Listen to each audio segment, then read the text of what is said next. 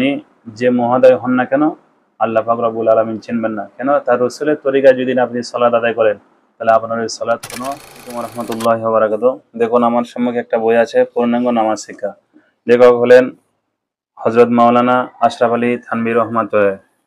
তিনি তার লেখা কিতাবে 143 নম্বর পৃষ্ঠার নিচে এবং 44 নম্বর পৃষ্ঠার নিচে তিনি কি লিখেছে একটু দেখুন।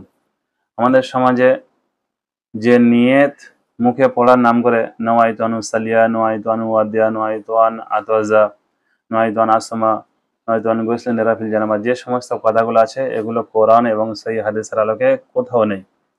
সুতরাং নিয়ত করা ফরজ, তো সেটা অন্তরে নিয়ত করা ফরজ, মুখে পড়ার জন্য নয় এবং গদগাদা শব্দ দিয়ে নয়। আমি এখানে পড়ে শোনাচ্ছি, আপনারা অনুধাবন করার চেষ্টা করুন।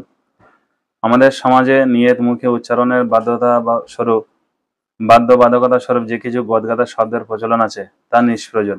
নিয়ত পড়ার বিষয় নয়, বরং তা করার বিষয়, এবং এর সম্পর্ক অন্তরের সাথে। মুখে গদগাদা কিছু শব্দ উচ্চারণের সঙ্গে নিয়তের কোনো সম্পর্ক নেই। আরও লিখেছেন, নিয়ত করতে রাসূলুল্লাহ সাল্লাল্লাহু আলাইহি ওয়াসাল্লাম কখনোই প্রচলিত নিয়তের বাক্য উচ্চারণ করেনি। সুতরাং প্রচলিত নিয়তের বাক্য মুখে উচ্চারণ জরুরি ভাবাও বেদাত, আর ইবাদতের যে কোনো বেদাতই গুমরাহি। তাহলে আপনারা এই কিতাবগুলো কিনে সুন্দর করে যাচাই বাছাই করে আমল করুন। নিয়ত মুখে উচ্চারণ করার বিষয় নয় এবং জবান দ্বারা উচ্চারণ করার কোনো দরকার নেই। নিয়তের সম্পর্ক অন্তরের সঙ্গে। আমি এখান থেকে 10 কিলোমিটার 20 কিলোমিটার দূরে একটা জানাজার নামাজে যাচ্ছি, তো কি জন্য যাচ্ছি? জানাজার সালাত আদায় করার জন্য যাচ্ছি। তো সেখানে গিয়ে আবার ফের নওয়াইতু আন উয়াদ্দিয়া আর বা তাকবীরতে কেন উচ্চারণ করবেন? আপনি তো নিয়ত করেই যাচ্ছেন জানাজার নামাজ পড়বেন বলে। আপনি ফজরের নামাজে উঠেছেন, ফজরের সময় উঠে উজু করে মসজিদে যাচ্ছেন কেন? ফজরের সালাত আদায় করার জন্য, এটাই তো আপনার নিয়ত। ওখানে গিয়ে শুধু ভাববেন যে আমি সুন্নাত পড়ছি না ফরজ পড়ছি। তো আমরা যদি মুখে নওয়াইতু আন উসাল্লিয়া, নওয়াইতু আন উয়াদ্দিয়া, নওয়াইতু আন আতাওয়াজ্জা, নওয়াইতু আন আসমা গাদাম, এই সমস্ত কাজ করি, তো আমাদের বিদাত হবে, আর সমস্ত বিদাতই হলো জাহান্নামে যাওয়ার একটা কারণ হয়ে যাবে। তো আপনারা বলবেন যে আপনাদের বাপদাদারা 14 পুরুষে এরকম করে নিয়ত করে গেছেন। দেখুন, তারা জানতো না এবং এই সমস্ত কিতাবপত্র তাদের কাছে ছিল না, তাই তারা এগুলো উপলব্ধি করতে পারেনি। তারা ওগুলো সওয়াবের কাজ হিসাবে করে গেছেন, কিন্তু আমি আপনি বর্তমানে এগুলো জানতে পেরেছি বা জানতে পারছি। এখন আমরা যদি গুমরাহি করি এবং বাপদাদাদের দোহাই দিয়ে এগুলো আবার ফের পুনরায় বহাল করার চেষ্টা করি, তাহলে আমাদের সকলের পূর্বের আমলের জন্য গুনাহ হবে এবং পরবর্তীতে গুনাহ হবে। কিন্তু যখন আমরা জানতে পারছি আমাদের সম্মুখে এই সুন্দর তথ্যগুলো চলে এসেছে, তাহলে আমরা পূর্বের গোঁড়ামিকে বাদ দিয়ে আগামী দিনে আমরা কোরআন এবং সহিহ হাদিসের আলোকে নিজেদের বাস্তবায়িত করার জন্য চেষ্টা করব এবং কোরআন এবং সহিহ হাদিসের আলোকে নিজেদের জীবন গড়ব। আমরা বলছি না যে আপনারা আহলে হাদিস হন কিংবা আহলে হাদিস হয়ে যান, না।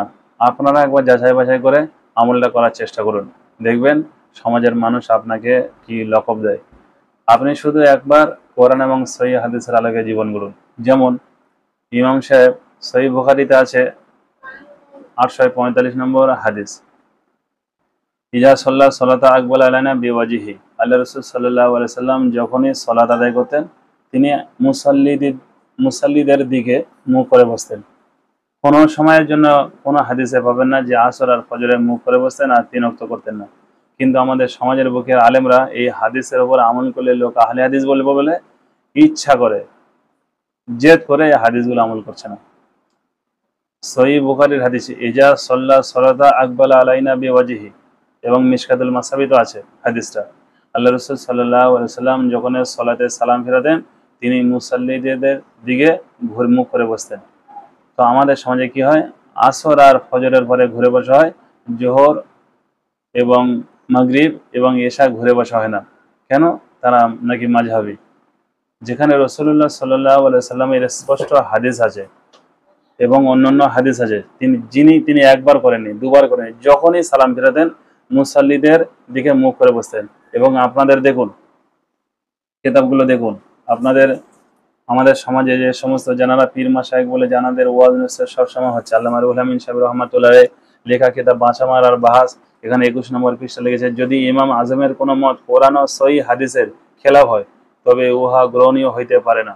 হ্যাঁ, রাসূলুল্লাহ যদি জীবনে একবার করতেন আর যদি না কোনো সময়ের জন্য করতেন, কিংবা সাহাবায়ে কেরামরা যদি না এই আমলে বাস্তবায়িত করতো, তাহলে আপনাদের করার জন্য আমরা উৎসাহিত করতাম না। কিন্তু এখানে হাদিস এসেছে রাসূলুল্লাহ সাল্লাল্লাহু আলাইহি ওয়াসাল্লাম যখনই সালাম ফেরাতেন তখনই সালাম ফেরানোর পরে তিনি আস্তাগফিরুল্লাহ আস্তাগফিরুল্লাহ আস্তাগফিরুল্লাহ 3 বার বলতেন। তারপর আল্লাহুম্মা আনতাস সালাম ওয়া মিনকাস সালাম তাবারাকতা ইয়া জাল জালালি ওয়াল ইকরাম। এই দোয়া পড়তে পড়তে উনি মুসল্লিদের দিকে মুখ করে ঘুরে বসে যেতেন। তো আমাদের সমাজে সহি হাদিসের উপরে আমল করলে লোক আহলে হাদিস তকমা দেবে। এই কারণে ইমাম সাহেব হুজুরগুলো আজ পর্যন্ত তারা সহি হাদিসের উপর আমল করতে চায় না, জেদ করে, গোড়ামি করে, ইচ্ছা করে। তো কাল কিয়ামতের ময়দানে আল্লাহ পাকের দরবারে কি হিসাব দেবেন একটু আপনি চিন্তা ভাবনা করে দেখুন। যদি আপনার হিসাব দেওয়ার কোনো রাস্তা থাকে তো আপনি হাদিস কোরআনের উপর আমল করবেন না। আর যদি মনে করেন যে আল্লাহর সম্মুখে দাঁড়ানো আমার ভয় লাগবে, আল্লাহর সম্মুখে দাঁড়ালে আমাকে জবাবদিহি করতে হবে, তাহলে আপনাকে কোরআন এবং সহি হাদিসের উপর আমল করতে হবে।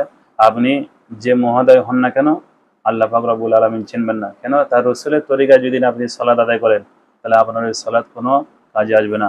আল্লাহ রাসূল সাল্লাল্লাহু আলাইহি সাল্লাম সহিহ বুখারী 631 নম্বর হাদিসে তিনি জানিয়েছেন, সল্লু কামা রাআইতুমুনি উসাল্লি, তোমরা ওইভাবে সালাত আদায় করো যেভাবে আমি নবী মুহাম্মদ সাল্লাল্লাহু আলাইহি সাল্লাম আমাকে তোমরা সালাত আদায় করে দেখো। তো এরপরে এত কিছু জানার পরে যদি আপনারা ইচ্ছা করে, গোড়ামি করে, মাযহাবি দোহাই দিয়ে কোরআন এবং সহিহ হাদিসের আলোকে বেখেলাফ আমল করে থাকেন, তো আল্লাহ পাকের দরবারে কিভাবে আপনি জবাবদিহি করবেন সেটা আপনার ব্যাপার। আসসালামু আলাইকুম ওয়া রাহমাতুল্লাহি ওয়া বারাকাতুহু।